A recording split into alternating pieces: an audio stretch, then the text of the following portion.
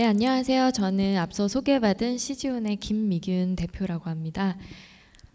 저는 온라인 문명, 온라인 커뮤니케이션에 관한 이야기들을 여러분이랑 좀 나눠보고 싶었습니다.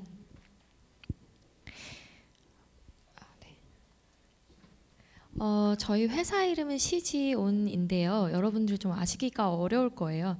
왜냐하면 고객사들이 대기업이거나 언론사여서 다른 B2C 서비스보다는 회사나 서비스에 대해 여러분들이 좀 생소하실 수 있습니다. 저희의 대표 서비스는 라이브리라고 하는데요. 왼쪽은 저희 서비스에 로그인하기 전 화면, 오른쪽은 로그인을 하고 난 후의 화면인데요. 여러분들이 어떤 컨텐츠를 읽을 때, 예를 들어 기사를 읽을 때 하단에 댓글을 쓰시고 싶다 하실 때 이 솔루션을 보실 거예요. 댓글을 쓰실 때 왼쪽 위에 있는 저 페이스북이나 네이버, 카카오 같은 아이디로 로그인해서 댓글을 쓰실 수 있게 되어 있고요. 아마 다들 보셨을 거예요. 서비스는 익숙하실 거예요. 그럼 댓글 쓰고 나면 이렇게 하단에 여러 SNS 형태로 댓글들이 남겨지는 그런 서비스죠. 네, 저희 서비스는 지금 현재 설치된 수로 치면 약 48,000여 개 사이트가 되고요. 네, 누적 사용자 수가 3,200만 명, 그리고 고객사가 1,300여 곳이 조금 넘는 규모의 서비스고요. 저희 서비스는 아시아에서 가장 먼저 시작됐고 또 지금도 가장 큰 서비스입니다. 그래서 한국에서만 보면은 이제 한국의 댓글이나 뉴스 데이터 기준으로 볼 때 네이버나 다음이나 네이트 같은 포털 시스템을 제외하고는 가장 많은 기사, 가장 많은 댓글을 보유한 회사입니다. 댓글은요, 온라인에서 굉장히 직접적이고요, 또 가장 많이 일어나는 커뮤니케이션입니다. 그래서 가장 강력한 커뮤니케이션이죠. 그래서 여러분들 댓글에 대해서 아마 여러 사건들이 머릿속에 지나가실 것 같습니다. 저도 이 문제에 대해서 좀 관심을 가지면서 창업으로까지 연결이 됐는데요. 제가 창업을 한 지는 지금 13년 조금 넘었습니다. 그 당시 저는 대학생이었는데요. 그때 온라인 환경이 굉장히 급속도로 발전하면서도 그에 따라 문제도 급속도로 커지던 시기였어요. 그래서 2006년도에서 2009년까지 한 3에서 4년 사이에 온라인 명예훼손의 수가 17배까지 증가를 해요. 그래서 욕설과 비방에 관련된 문제가 막 불거지기 시작한 때에 제가 이 문제로 창업을 해야 되겠다라고 결심을 했었습니다. 그래서 앞서 보셨던 솔루션이 탄생하게 된 거였죠.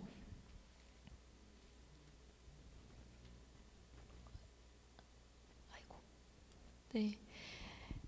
근데 제가 창업을 하고 싶어도 여러 이렇게 어려움이 있어서 쉽사리 도전하지 못하고 있었다가 반드시 이 창업을 해야 되겠다고 마음을 먹게 된 계기가 있었습니다.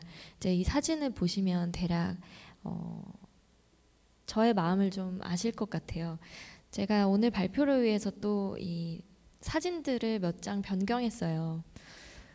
지금 흑백 처리되신 분들은 세상에 계시지 않은 분들이시죠. 그리고 또 악성 댓글 문제의 희생자로도 많이 알려져 있습니다. 특히 제가 충격을 받았던 사안은 최진실 씨가 좀 컸던 것 같아요. 이제 2008년도에 세상을 떠나셨는데 두 아이의 엄마였던 그녀가 이 악성 댓글 문제로 결국 세상을 등지게 된 이 과정 자체가 해결이 돼야 되겠다는 생각이 들었고요. 목숨이 오가는 사회적인 문제는 반드시 누군가 매달려서 누군가는 인생을 걸고 해야 될 일이다라고 생각했던 거죠. 그래서 제가 미약하게나마 이 일을 좀 맡아야 되지 않을까라고 생각해서 이 창업까지 결심해서 오게 됐습니다. 저희는 이 문제를 여러 각도로 해결하고 싶었는데요. 여러 시도를 했는데 사실 쉽지 않죠. 악성 댓글을 줄이는 방법 뭐가 있을까? 여러분들 생각해 보시면 좀 막연하실 건데요. 저희 회사는 기술로 이 문제를 해결하고 싶었어요. 기술이나 이제 구조적인 방법으로요. 그래서 먼저 이 플랫폼 앞서 보셨던 소셜 댓글 라이브러리의 전신, 아주 초창기의 모델입니다.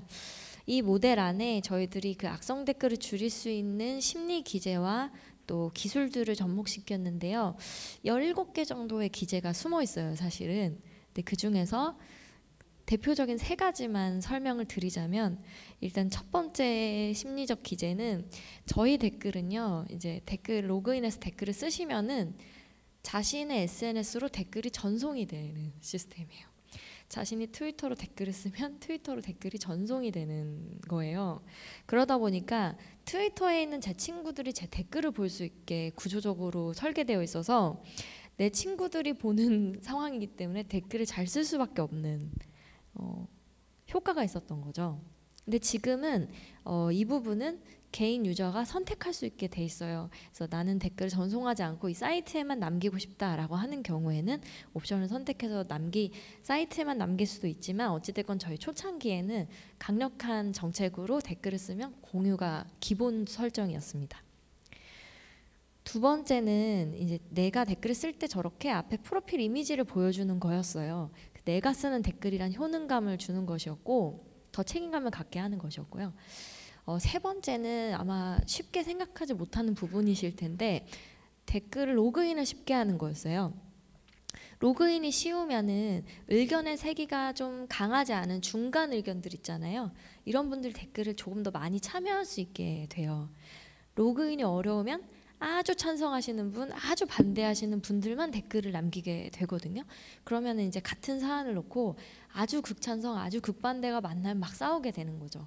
그래서 욕설과 비방이 난무하게 되는데, 저희들은 이렇게 로그인을 쉽게 해서 중도 의견을 증가시키는 방법으로 악성 댓글을 이제 비중을 줄이는 역할들을 해오게 됩니다. 처음에 설치됐던 게 2010년도 7월이었는데요. 그 당시 이제 네티즌들이 이 서비스를 보자마자 주셨던 피드백들이었습니다. 그래서 실제로 댓글을 되게 좋은 발상을 했다. 실제 악성 댓글을 줄일 수도 있고 검색 데이터로도 활용이 되고 개인정보 보호에도 도움이 되겠다. 이런 식으로 네티즌들도 이 서비스를 잘 이렇게 좋게 해석해 주셨고요. 저희들도 네티즌들 덕분에 서비스를 앞으로 이 가치를 계속 유지하고 더 발전시켜야지 하면서 이렇게 10년이 넘는 동안 서비스를 성장시켜 오게 됐습니다. 실제로 문제를 해결했느냐에 대한 데이터가 중요할 텐데요. 저희는 이 플랫폼으로 수치적으로 말씀을 드리면, 기존에 저희 플랫폼 설치하기 전에는 악성 댓글의 비중이 적게는 4배에서 많게는 12배까지 많았어요. 그래서 정상 댓글이 하나면 악성 댓글은 12개가 작성됐다고 보시면 되는데, 그걸 이제 전체에서 2에서 3%로 줄여낸 거죠. 그러니까 굉장히 이제 엄청 큰 격차로 문제를 해결해낸 겁니다. 저희 회사가 그래서 그 한국의 IT 1호 소셜벤처로 알려져 있습니다. 여러분 사회적 기업 소셜벤처에 대한 이야기를 들어보셨을 텐데요. 일단 소셜벤처는 사회적 문제를 혁신적인 방안으로 지속 가능하게 해결하는 조직을 말합니다. 그래서 저희 회사는 좀 기존의 사회 문제를 해결하시던 분들이 뭐 장애인 문제라든지 환경 문제에 관심을 가졌다면, 저희는 악성 댓글 문제가 그만큼 큰 사회적 문제라고 해석을 했고, 그 문제를 해결하기 위해서 기존에 없었던 혁신적인 플랫폼을 만들고 또 그로 인해서 수익을 창출해내는 그런 형태로 이 문제를 이제 계속 해결해 나갔던 조직입니다. 그래서 여러분들 이런 소셜벤처에 관심 가져주시면 좋을 것 같습니다. 오늘 저를 스페셜 게스트로 부르신 이유가 있을 것 같습니다. 저는 이제 처음 창업을 할 때부터 온라인 소통에 대해 집중해 왔고요. 근데 사실은 이 코로나 때문에 사실 이 온라인 커뮤니케이션이 점점 중요해지던 걸 넘어서 오프라인 커뮤니케이션을 넘어서서 중요하게 된 것 같다는 느낌을 갖습니다. 그래서 점점 더 지금 이 중요해지고 있는 현 시점에서 우리가 어떻게 온라인 소통을 해야 될까에 대한 얘기를 드리고 싶었습니다. 제가 그 창업을 할 때 당시에 얘기들을 드렸는데 지금도 다르지 않죠. 지미 키의 쇼라는 쇼 여러분 혹시 보신 적이 있는지 모르겠어요. 유튜브에 되게 핫한 클립인데요. 보시면 할리우드 스타들이 자신에 대해 약간 비방하는 그런 트위터를 직접 읽어요. 그러니까 본인이 못생겼다고 하는 트위터를 본인이 읽는 거죠. 이제 이거는 쇼이기 때문에 사실 예능을 위해서 제작된 컨텐츠였지만은 실제로는 이 웃고 넘기려고 노력은 해요. 이 사람들이 자기를 욕하는 사람들에 대한 트윗을 읽고도. 하지만 제가 이제 느꼈던 거는 이게 과연 웃고 넘길 일일까? 과연 웃는 게 웃는 걸까? 우리는 왜 실제 생활에서는 얼굴을 맞대고 할 수 없는 이야기들을 온라인에서 하는 걸까? 왜 우리는 다르게 행동할까? 어쩌면 인간은 어딘가 숨을 곳이 있으면 더 악한 그런 본능을 드러내는 걸까? 발휘하게 되는 걸까? 우리 내면에 어떤 이유 때문에 이런 악성 댓글들이 작성되는 걸까? 이런 생각들을 저는 계속 하는 계기가 됐습니다. 이 컨텐츠가. 저희들은 이 악성 댓글에 대한 연구를 계속 해왔기 때문에 학계와 또 연계하기도 해서 계속 해왔기 때문에 조금 이제 단서가 될 만한 이야기들을 드리자면요. 사실 악성 댓글을 쓰시는 분들은 그 악성 댓글을 쓰는 외부의 요소 때문에 쓰는 게 아니라 쓰는 본인 때문에 악성 댓글을 쓰는 것으로 해석이 됩니다. 외부의 요소가 아니라 나 때문에 쓰는 거죠. 악성 댓글을 쓰시는 분들의 이유는 본인이 원하는 것이 있기 때문에 이런 행동을 하는 건데, 그럼 뭘 원해서 악성 댓글을 쓰느냐? 첫째는 일단 소속감을 원해서 악성 댓글을 쓴다고 연구 결과가 나와 있어요. 그러니까 누군가를 칭찬할 때보다 비난할 때 오는 강한 유대감으로 소속감을 좀 강화하는 거죠. 그리고 스스로를 좀 자아를 성장시키기 어려울 때 상대를 좀 낮춤으로써 상대적으로 얻게 되는 자아 실현감 때문에 상대를 비방한다고도 알려져 있고요. 또 나에게 조금이라도 해가 된다거나 나의 신념이 해가 된다거나 하는 경우에도 이 안전의 욕구 때문에 악성 댓글을 작성한다라고 되어 있습니다. 이제 보시면 아시겠지만은 악성 댓글을 쓰는 이유가요. 아주 저차원적인 욕구에서부터 아주 고차원적인 욕구하고도 연결돼 있어요. 그래서 이 악성 댓글을 쓰는 행위에 대해서는 굉장히 복잡다단한 이유가 존재한다는 거죠. 여러분, 악성 댓글을 막을 수 있을까에 대해서 말씀드리자면 저희의 결론은 그럴 수 없다라는 거예요. 막을 수는 없습니다. 다만 악성 댓글을 관리하고 줄여나갈 수 있을 뿐이죠. 여기에는 되게 중요한 두 가지의 권리가 부딪히게 됩니다. 하나는 퍼블릭 세이프, 대중의 안정성, 또 하나는 프리덤 오브 스피치, 발언의 자유. 이 두 가지의 중요한 권리가 사실 부딪히는 문제고요. 이 프리덤 오브 스피치를 얘기할 때 발언의 권리는 사실 침해될 수가 없다라고 해석이 돼 있죠. 그리고 또 이 대다수의 안전과 이 소수의 발언권을 볼 때 이 수혜자의 수와는 관련 없이 소수의 권리도 권리라는 거죠. 그래서 이 발언, 악성 댓글 작성하는 행위를 막을 수는 없는 거예요. 다만 걔네들을 줄일 수 있는 장기적인 노력들이 필요하다는 거죠. 그래서 저희 회사는 이걸 장기적으로 줄여나가기 위해서 기술적 도전을 했고 또 계속 지금 사업을 이어나가고 있는 중이었습니다. 저희 나름대로 앞서 수치에서 보신 것처럼 악성 댓글을 좀 많이 줄이기도 했고 내부 이제 자부심이 있었죠. 우리 이 일을 잘 해나가고 있다. 근데 제가 작년 딱 요맘때쯤에 전혀 다른 생각을 해야만 했습니다. 그러니까 저희가 잘하고 있는 게 절대 아니다. 우리 기술만으로는 충분하지 않다. 그러니까 심지어 이제 저희 서비스를 설치한 곳들의 악성 댓글은 줄였을지 모르겠지만 세상의 악성 댓글 문제까지 우리가 근본적으로 해결했는가? 그건 아니다라는 생각을 하게 됐죠. 이 계기는 이제 설리 씨가 저에게 주게 됐습니다. 저희는 이제 연예인들을 많이 만나요. 그리고 정치인이나 스포츠 선수들도 많이 만나죠, 직업상. 근데 특히 설리 씨는 저희가 직접 만나지는 않았는데 제가 이제 손에 꼽던 이 악성 댓글 문제에 되게 적극적으로 대처하고 있었던 연예인 중에 한 명이었습니다. 그래서 이 문제를 속으로 이게 부정하거나 인정하지 않는 게 아니라 그래 나는 악성 댓글 문제에 직면했어. 근데 나는 이 문제에 대해서 할 말은 해야 돼. 나의 소신이 있어. 그리고 이 부분에서 나는 힘들다고 밝혀야 돼. 이렇게 자신에 대한 감정을 이렇게 공유를 했단 말이죠. 그리고 거기에 대해서 되게 솔직했던 사람이었기 때문에 저희는 참 설리 씨가 잘 싸워나가고 있다. 설리 씨가 잘 해준다면 참 많은 사람들에게 희망이 되어주지 않을까라고 기대했었죠. 근데 그 역시도 사실은 쉽지 않았습니다. 그래서 제가 이 빈소에 방문하고 한 달여 정도 되게 깊은 고민에 빠졌었고요. 이 문제를 우리 회사뿐만이 아니라 다른 사람들에게 되도록 할 수 있다면 모두에게 이 문제를 공유해야 되겠다. 그리고 이 문제에 대해 관심 가져주시고 참여를 유도해야겠다고 생각했어요. 여기 앉아 계신 한 분 한 분한테 사실 이 온라인 악성 댓글 문제, 온라인 소통 문제에 대해서 전에 없는 관심을 요청드리고 싶어요.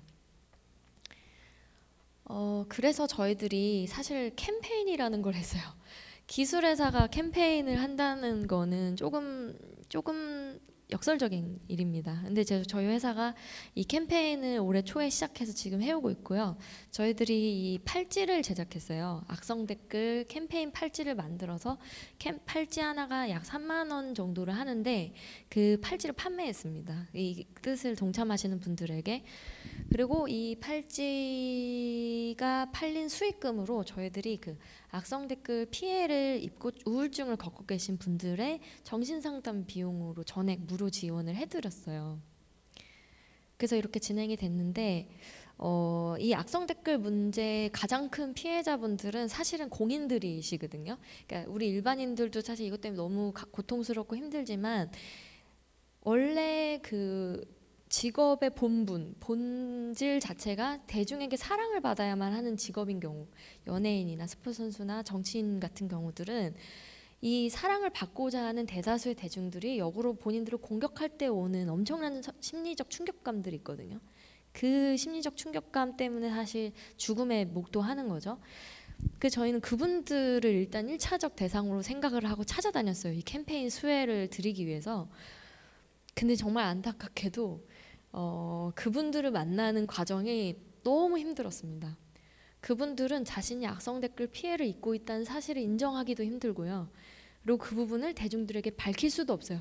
그래서 저희한테 엄청난 비밀을 요구해서 저희들이 당연히 완벽한 비밀을 보장해 드렸지만 그럼에도 불구하고 직접 나서서 나 정신적으로 고민을 좀 상담을 받아보고 싶다 하시는 분들은 극소수였습니다. 그러니까 연락은 몇백 건이 왔는데 실제 저희가 만난 분들은 그에 비하면 극소수였어요. 이 문제는 이 옆에서 누군가 힘들어하고 있는 사람이 있으면 주변에서 살 끌어줘야 되는 문제입니다. 한번 이 얘기를 혼자 끌어안지 말고 함께 나눠보자 라고 해야 되고요. 이 역할은 저희 하나의 회사 또는 하나의 기관이 할 수 있는 일이 아니더라고요. 그래서 여기 앉아 계신 모든 분들이 관심을 가져주셨으면 좋겠습니다. 저는 이제 이 자리에서 좀 다른 관점, 또 세계관에 대한 얘기를 드리고 싶어요. 저희 회사 갖고 있는 세계관인데요. 온라인 또한 하나의 문명이라는 거예요. 온라인 문명. 여러분들도 조금 이 문명에 대한 이해도가 높아지고 있을 것 같습니다. 사실 커뮤니케이션 기술은 이제 문명을 한 단계씩 발전시키는 역할들을 해왔어요. 지금 우리가 살고 있는 세상의 문명도요. 예전에 이제 벽화나 상형 문자들이 발견되면서 쓸 수 있게 되면서 농경 사회로 발전을 했고, 인쇄술이 발달돼서 누구나 책을 읽게 되면서 누구나 지식 수준이 높아져서 시민혁명이 일어났다고도 하고, 또 전화나 전보가 그 산업혁명을 가속화하는 역할들을 해서 우리가 먼 거리에 있는 누군가와 이 산업을 발전시킬 경제적 거래를 많이 할 수 있게 되었다. 그래서 이렇게 발전했다. 이렇게 해석하기도 합니다.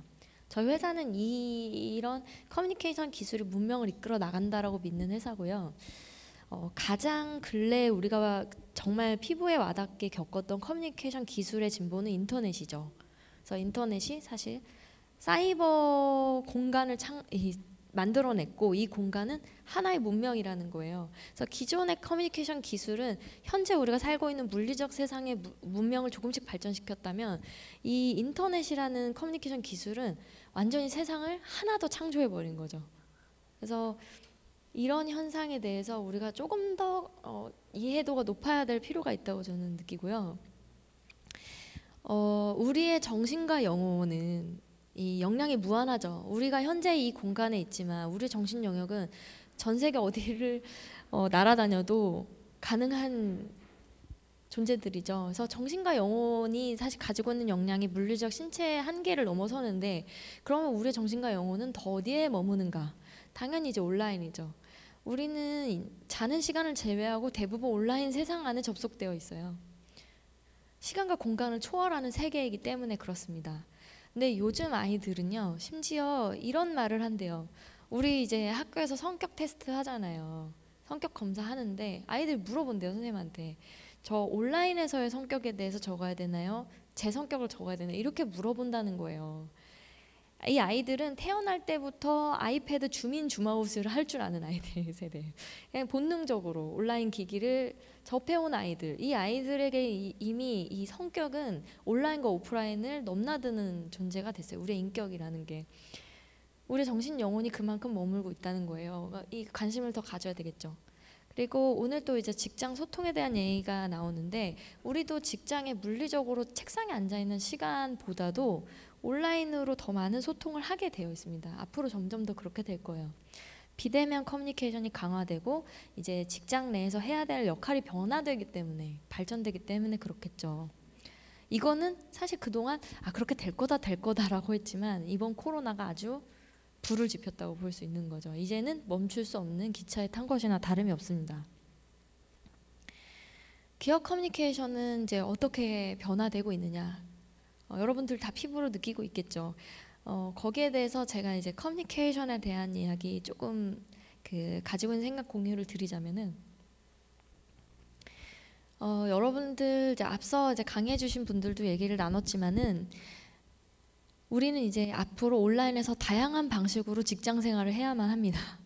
그냥 아침에 9시 출근해서 이 사무실 공간에 앉아서 시작하고 뭐 영업을, 외부 미팅을 다녀, 이게 아니고요. 물리적인 행위를 넘어서서 우리는 정말 많은 형태로 기업을 다녀야만 해요.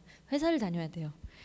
여러 채널들이 있죠. 뭐 셀 수도 없겠지만 대표적으로는 이제 기업을 평가하는 사이트에서도 기업 행위가, 이제 우리의 직장 생활이 시작되죠. 어떤 회사에 입사하기 전부터 사실은 그 회사에 대한 정보를 미리 찾아보라고 얘기를 하죠. 여러분도 많이 보셨을 거예요.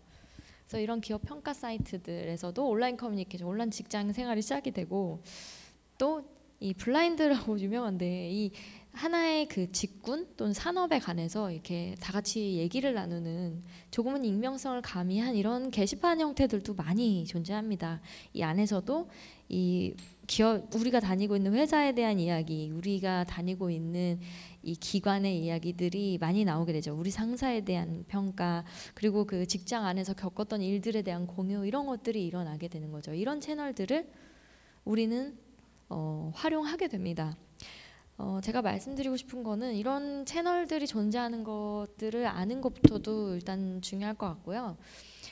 이 회사 생활 하시는 분들도 이런 커뮤니티를 벗어날 수 없겠지만, 사실 기업의 입장에서도 이런 채널들을 무시하면 안 돼요. 이제 우리 회사에 대해서 뭐 예를 들면 이런 평가 사이트에서 굉장히 가혹한 평가가 나왔다. 걔네 애들은 어차피 퇴사한 애들이 그렇게 쓰는 거야 라고 넘길 게 아니라, 그 피드백을 전면 수용해서 회사가 발전하는 이 자양분으로 삼는 것들, 그리고 우리 회사에 대한 얘기들이 이렇게 나누고 있구나, 우리 직원들한테 뭔가를 해줘야 되겠다. 그래서 기업의 입장에서도, 임직원의 입장에서도 이런 온라인 직장 생활의 채널들은 계속 이제 앞으로 변화될 거예요. 그리고 뭐 사내 메신저 경험하고 계신 분들 많을 거예요. 지금 현재 뭐 카카오도 이 시장에 뛰어들었다고 하는데, 우리가 이제 일하는데 카카오톡 같은 걸 그냥 우리 일상생활 쓰는 메신저로 할 수 없다 보니까 사내 메신저 시장이 이제 계속 발전해 나가고 있는데요. 이 시장 안에서는 뭐 업무에 관련된 이야기도 하고, 서로 그 업무 관련 파일도 주고받고, 또 채팅이 이루어지기도 하죠. 그래서 이런 사내 메신저에서도 사실 지켜야 될 비즈니스 에틱스, 비즈니스의 윤리, 그런 행동 강령, 이런 것들이 존재하게 됩니다. 그래서 저는 이런 부분들이 지금 정리가 또렷이 되어 있다기보다는 이제 지금 만들어지는 단계인 것 같고요. 점점 강화될 것이다. 그래서 이런 메신저에서의 나의 이런 행위들 같은 경우도 이제 어떻게 해야 되는지, 이런 것들 관심 가져야 될 시기가 된 거죠. 그리고 아마 줌으로 미팅 많이 하실 거예요. 우리 이제 못 만나니까 화상 채팅, 뭐 줌, 뭐 여러 화상 채팅 플랫폼 되게 많은데요. 이제 우리는 동영상으로 원격으로 일하는 거에 익숙해질 수밖에 없다는 거죠. 사실은 이게 조금 어색하다 정도여서, 이 한국에서는 사실 시도가 계속 지연되어 왔던 일인데, 이번 코로나가 이 가속화시킨 문화 중에 이제 대표적인 행태인 것 같고요. 사실 제가 미국에서 일할 때는 너무나 당연했어요. 왜냐면 미국 이제 국가 크기가 크다 보니까 원거리 커뮤니케이션이 워낙 기본이어서 이게 있었는데 이제 그 덕분에 이래도 화상 회의에 관련돼서 이제 직장 생활에 어떤 행동을 해주면 좋겠다 이런 것들은 조금 나름 정립되어 가고 있는 것 같습니다. 왼쪽은 좀 재밌었지만 로버트 켈리가 BBC 방송을 하고 있는데 딸이 이제 와가지고 막 갑자기 춤을 춰요. 너무 귀여운 영상인데 이거는 방송 사고니까 귀여운 건 귀여운 거고 사실 우리가 비즈니스에선 이런 일들이 일어나지 않도록 해야겠죠. 그래서 화상 회의할 때 조금 일찍 준비하는 거, 기술적으로 여러 가지를 챙겨보는 거 있겠고 또 특히나 이제 화상으로 회의를 할 때는 약간 그 정신이 분산되잖아요. 그런 경우에도 상대방에게 조금 더 집중해주고